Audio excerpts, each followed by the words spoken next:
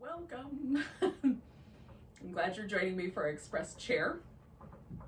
So once you've gotten your body kind of positioned in a nice way, decide how you want your hands to lay. Do you want to put one palm inside the other, rest one palm on each knee, or even put the palms up? And then I like my eyes closed because it helps me concentrate, but if that makes you feel a little sleepy, you can leave your eyes open just a tiny bit. Let them kind of softly gaze out in front of you. And take a moment to just tune into your breath.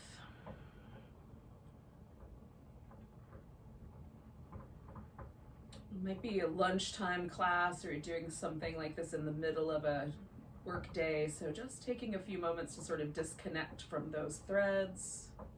And come right to the present.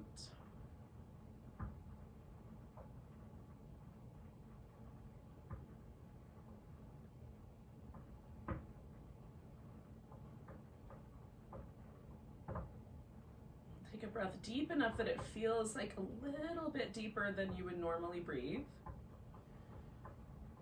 Let it go with a bit of a sigh. And then stay kind of centered here.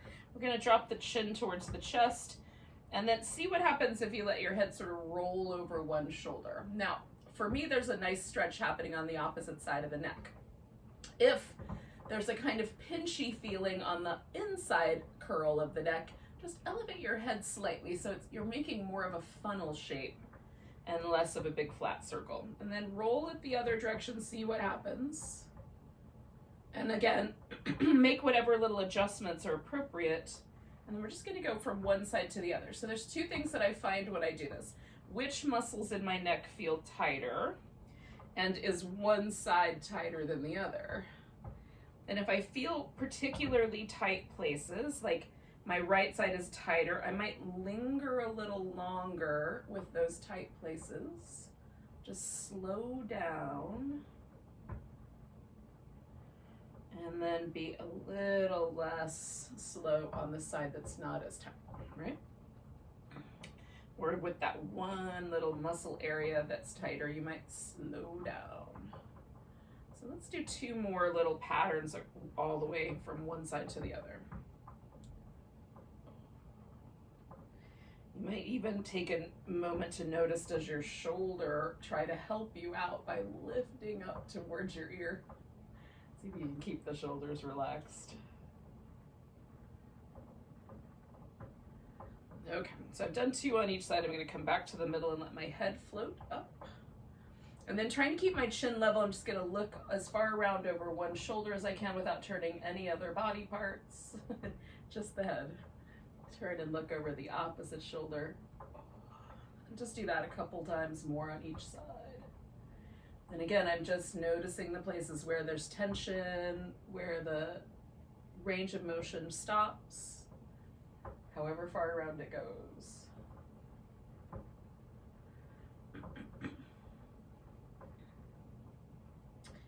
Once you're back to the center, we're going to take the shoulders and bring them up, push them back, try to get them kind of as far back, as broad across the chest as you can go, bring them all the way down.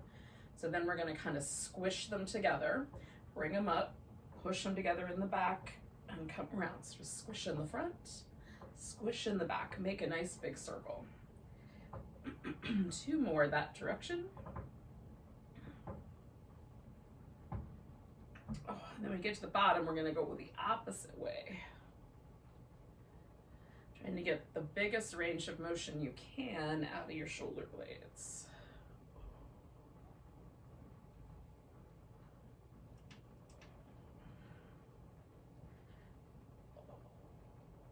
Oh, that feels so good. So let your arms hang. We're going to lift the shoulders as high up towards the ears as we can, and then let them fall. Lift them up nice and tall. Let them softly fall. We're going to do that one more time. All right. Now, taking one arm, I'm going to start with my right arm. We're just going to make some circular shapes. You can do really big circles or tinier circles. We'll get to the teeny tiny ones in a moment. Just find a range of motion that works. Stretch into that range of motion, however big or small it might be. And then we're gonna switch to the opposite, stretching the arm through the whole range of motion.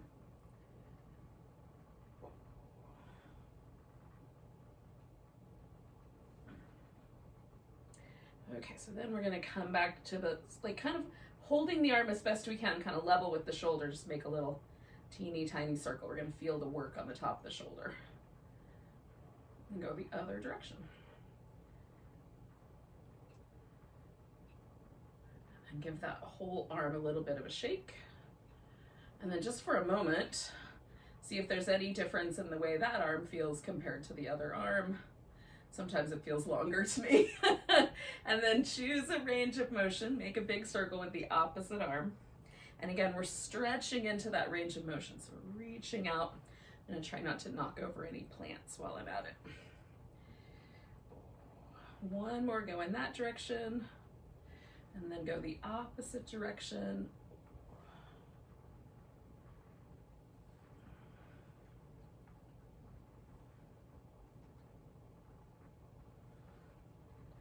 One more of those. And then we're gonna bring the arm to that little shoulder height, make some little teeny tiny circles. Sometimes I like to see, like, how small a circle can I isolate with the whole arm? And then go the other way. You don't have to play that game. That's my game. And then give that arm a little bit of a shake. Okay. So hopefully we're feeling kind of lubricated, at least this top part. We're gonna roll the hands in circles at the wrist. And then go the opposite direction.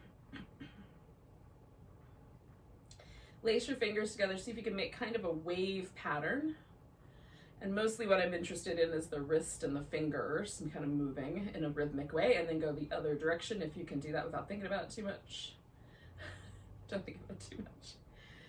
And then we're gonna stop in the name of love. Now, I'm gonna hold my hand up here on this kind of row of knuckles that are right at the, where the little hand bones meet the finger bones.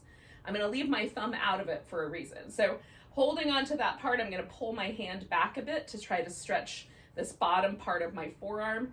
For me, the straighter I bring that arm out, the better. And then I'm gonna take this thumb and reach it out to the side and kind of pull it back. One of the things that can happen to us when we spend a lot of time digital is that the thumb joint winds up moving forward more than it should, and we wind up with pain in that joint. So this is, in part, could be lots of compelling circumstances, or contributing circumstances, probably a better word. But one of the possibilities is this tension in the forearm. So we're gonna drop the hand, and this is where this becomes really interesting. So the muscle, there's a muscle that comes across from down here near the thumb and over to this outer part of the elbow. And that guy is kind of the culprit in terms of, if the thumb spends too much time forward, that muscle will develop tension in it that maybe we don't want. So we're gonna let the hand fall. I'm gonna sort of press it a little bit. I've got my thumb here for support. And then I'm gonna bend at the elbow and again, stretch that thumb and then all my fingers out at the same time. So I'm trying to put a little bit of a stretch on that tiny muscle in the forearm. And hopefully it will give me a little sense of relief. We're gonna get back to the fingers in a second. So let's do the other hand. Stop in the name of love. Pull back, spread your thumb out, and try to bring the thumb as best you can back. And again, you can try a bent elbow. For me, straighter arm works better, but test it out. And then we're gonna go the opposite direction. And again, once I'm here, for me, bending the elbow slightly helps this upper part of the forearm stretch, and then reach the fingers out away from each other as big as you can go.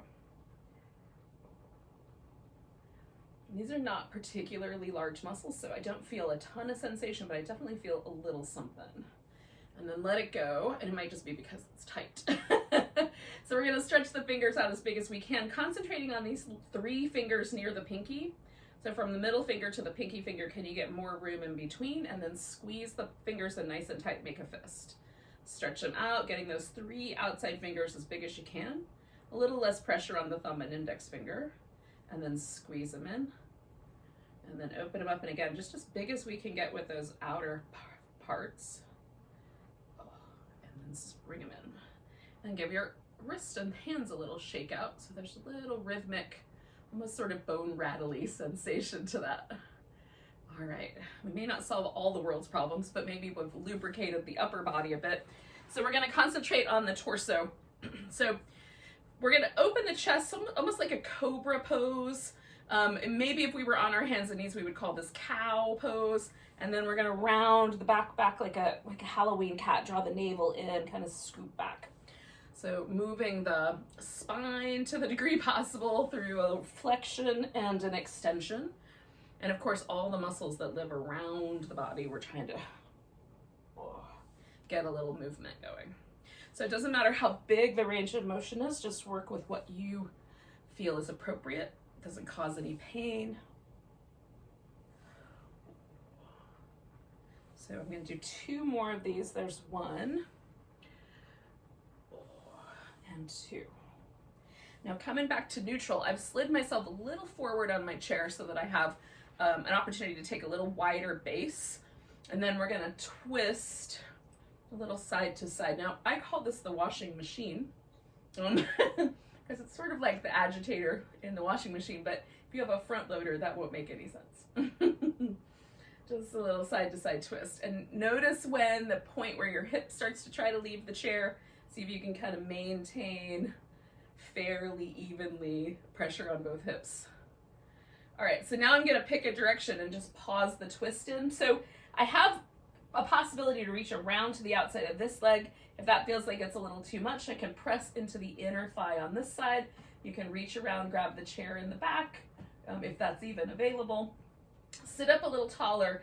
And again, I'm letting whatever twisting happen, but I'm not forcing a twist.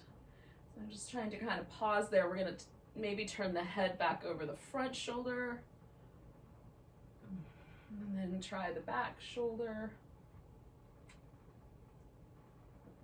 And then one more time to the front shoulder. And then to the back. Now, as we bring the head back, we're going to come back with the whole body. And pause for a moment and notice how it sort of still feels like you're twisting in that original direction. So I'm just going to shift my rib cage a little forward and back, a little side to side, and wait out that fluid distribution. So when we twist the spine, there's a little fluid distribution out of the discs of the spine. We're just going to let it all get back where it belongs. It doesn't take very long, but you should at some point feel like you don't still feel that inclination to twist in that original direction. And when that comes over you, you can twist the opposite direction, right? So again, you can grab around the outside or hold on to the inside. You can let your arms just kind of dangle, whatever you think is appropriate. Settle in and get a little taller. And then breathe. I'm going to turn my head over the front shoulder and take a breath. And then turn it to the back shoulder, take a breath. I like the change up with the neck, but if you find one position much more favorable, you could stick with that guy.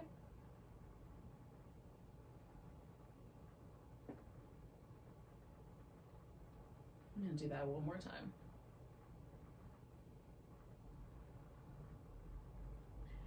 And again, as I come back this time, I'm going to bring the whole thing around and wait out that little extra movement there of fluid. I like to move my shoulder blades around after a twist sometimes because the shoulder blades get kind of turned in an interesting direction. It's fun. All right, yogis. So keeping the legs a little on the wide side, we're going to do this little blown palm movement. So we'll take our palm fronds over one direction and then over the other. If for any reason having your arm up like this is problematic, maybe bring the arm up front instead. Just choose a range of motion that works for you. You can rest the hand on the thigh instead of the elbow if the elbow's a little too deep. All right, we're going to do one more from one side to the other, and then we're going to come back to the original side, which for me was the right side, and then we'll pause there. And I'm going to kind of morph this into a side angle pose. So first I'm just going to start with this side bend, get a little taller, and then bend over a bit until I feel like that's as far as my spine wants to go in that direction.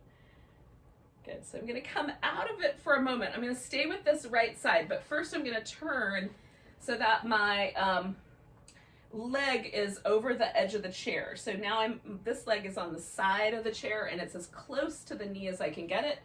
Then I'm going to extend this leg out, come back to this side, bringing the elbow to the thigh. And now I'm going to try to stretch everything from my head through this whole, in my case, left side, all the way down to my foot. Press the foot into the ground. You can turn the toes different directions to find the one that works for you. And then if it feels okay to include the arm, now I'm really lightly allowing my elbow to hang out right there, but I'm not leaning into it. If it feels better to kind of press into the leg, you certainly can. And emphasizing this kind of stretch on the side waist here.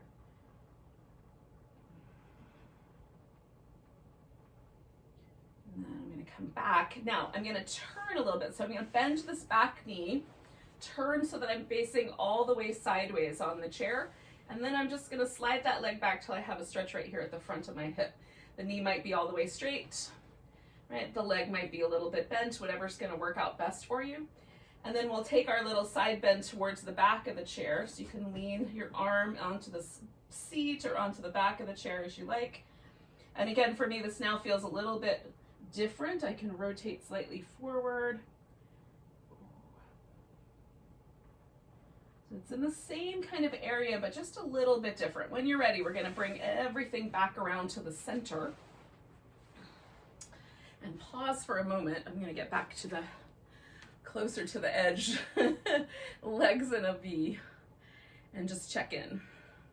Is there a difference in the way the side that you just stretched out? So in my case, the left side was the stretchy side. Is there a difference between the two? And again, you'll notice, like, do I still sort of feel like I'm inclined to lean in that direction? If that's the case, don't go anywhere yet. But if it feels like we're in a sort of neutral place, then bring the elbow to the thigh. We're going to turn the chest just a little bit to the inside and let the back kind of arch to the degree that is appropriate. Again, you can come up a little higher, come down a little lower. So this, as best we can, we're side flexing the spine, if that makes any sense at all. One more breath here. And then we're going to turn this into our side angle pose. So we're going to kind of morph around. Again, this knee goes right over the edge of the chair and pointing off to the side. And then I'm going to extend that leg.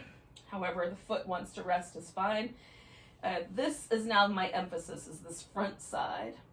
Lengthening out, pressing the foot towards the floor and stretching through the armpit, the arm, the crown of the head.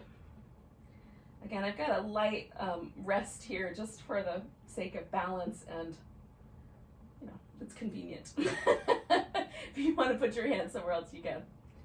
Or maybe need a little more of a lean, but try to keep the spine really working in this angle of the pelvis. Oh, and then we're going to come out of there. Now we're going to bend this knee, turn all the way forward so we can come more to a lunge. And then again, I'm going to kind of slide this leg back. Hopefully I'm not running into anybody. Until I feel the front of that hip a little stretching out, that hip flexor area. And then I'm going to rotate just slightly forward as I side bend.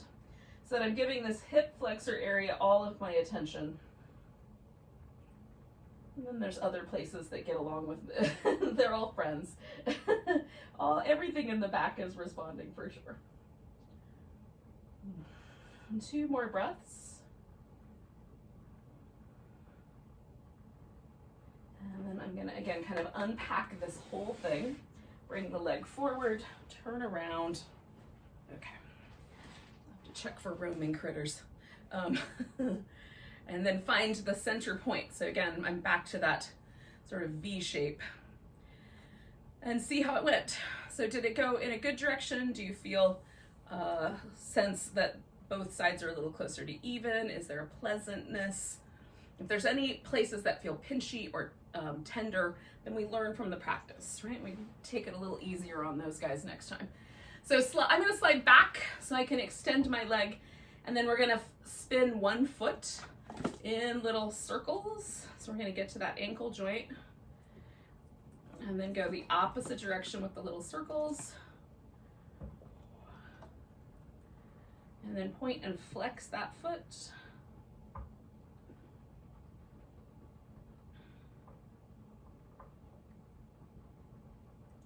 And then we'll do the other one. So extend the legs, circle the foot. Go the opposite direction.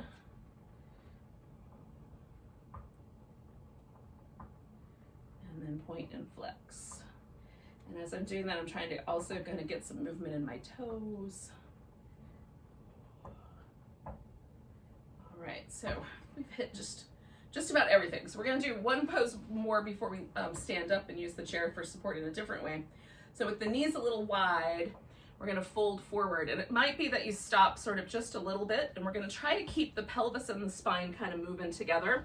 Some of us might find the elbows will come to the thighs.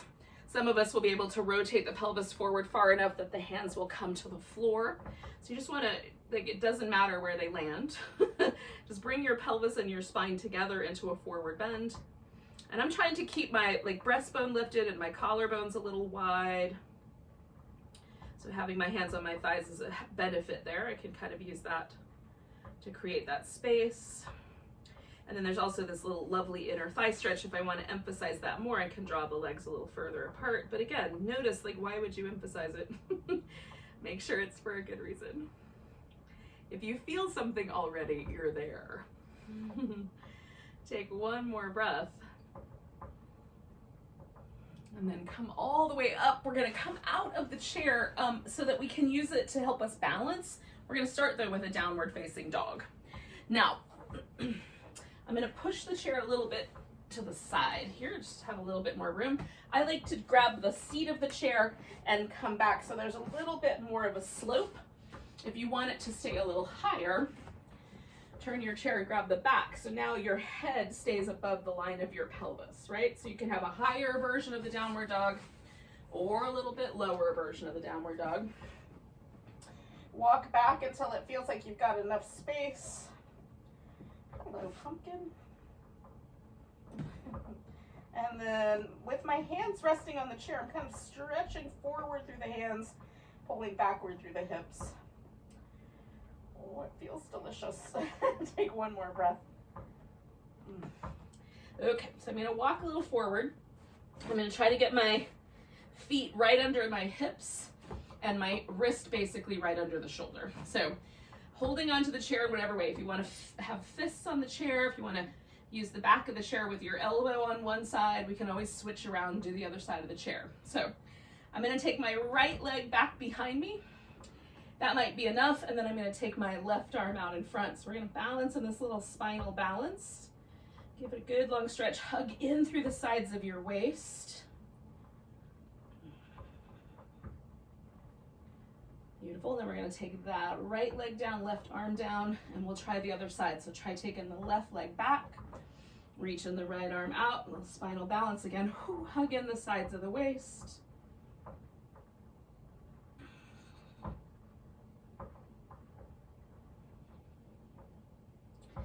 Reach it out, and we'll come down, hand and leg. And then maybe we lean back into another little variation of that downward dog. And then we'll come all the way up to standing. Now, I'm gonna stand so that my right toes are mostly pointing toward the chair. They might be slightly inward, just to feel out your hip socket. Where should your foot naturally land? Then I'm gonna put my elbow on the back of the chair for starters. Eventually I might put my hand on the bottom of the chair, but starting up here, I'm gonna turn to the side and see if I can lift that leg and extend the arm. So there's my half moon balance. And if it feels like I can get a little bit deeper into this hip socket without causing trouble, then I might bring the hand to the chair. Stretch up nice and tall. If you fall, catch with your foot as best you can. You can use the chair to get yourself reset. Nice big lift. Take in one more breath. And then we're gonna come down. Ooh. Take a moment. I'm gonna move my chair over here so I can do the other side on the other side. So I can still face you guys. All right. So again, this is I just pick the toe up off the floor and extend. So there's one option. And if the hip socket feels like it will live with you happily, if you put your hand on the base of the chair, you can try that out. Lift through the hip, lift through your arm, light on the hand on the bottom. If you fall, catch with your foot. Nice big breath. And then we'll come back down. No critters were in the way or injured. I'm gonna do one more downward dog and then we're gonna join up back in the chair. See how far back I can go.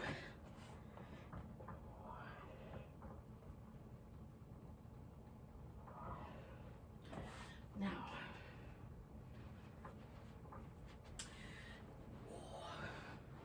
so we're gonna do, having done those poses, a little bit more potentially deep work with the hip. Now, that being said, I'm going to show you some little stages that you can certainly do along the way. So, sliding a little closer to the edge of the chair or somewhere kind of in the center, we're going to take one leg up and see if we can bring that leg across the top of the thigh.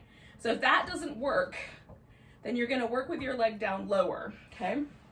Hopefully this is on the camera. Okay, so I've got the shin crossed over. So then what I would do is move this leg back and forth at this lower position. If it feels like you can grab hold of that leg and rock it back and forth, then we'll do that.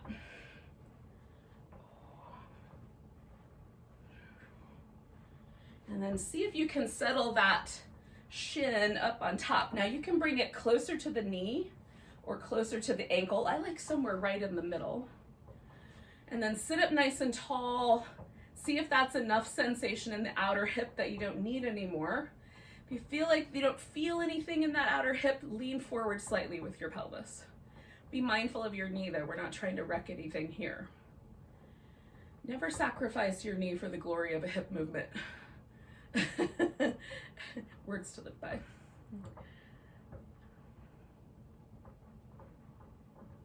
I'm going to take 2 more breaths.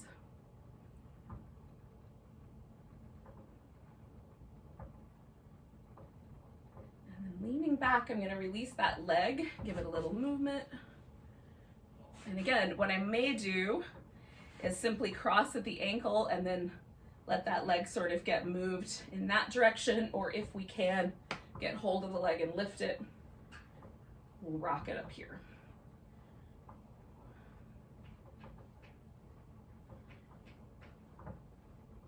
And then settle the leg up on top. And again, kind of finding the right position. Sometimes for me, one side is a little different than the other. So with the right side, I like it to be a little closer to the ankle, and the left side a little closer to the shin, middle of the shin. And then just test it out. Do I need to go forward? Do I already feel sensation in this outer hip?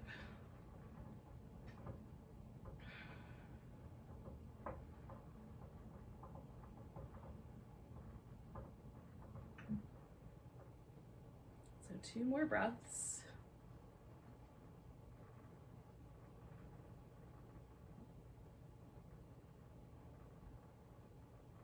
And then we're going to release that side and come back to our original position.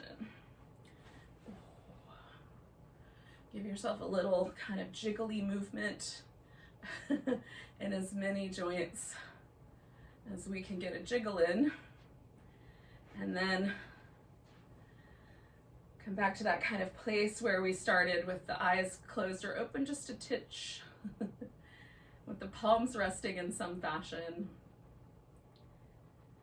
Reconnect to the breath and notice if you feel a little different than you did at the beginning. And that could be physically or mentally, emotionally.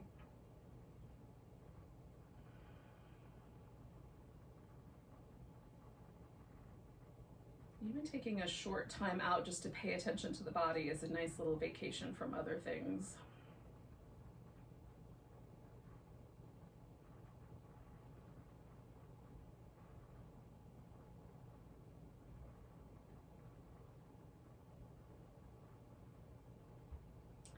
Relax your face and let your eyes grow a little kinder and your lips a little softer.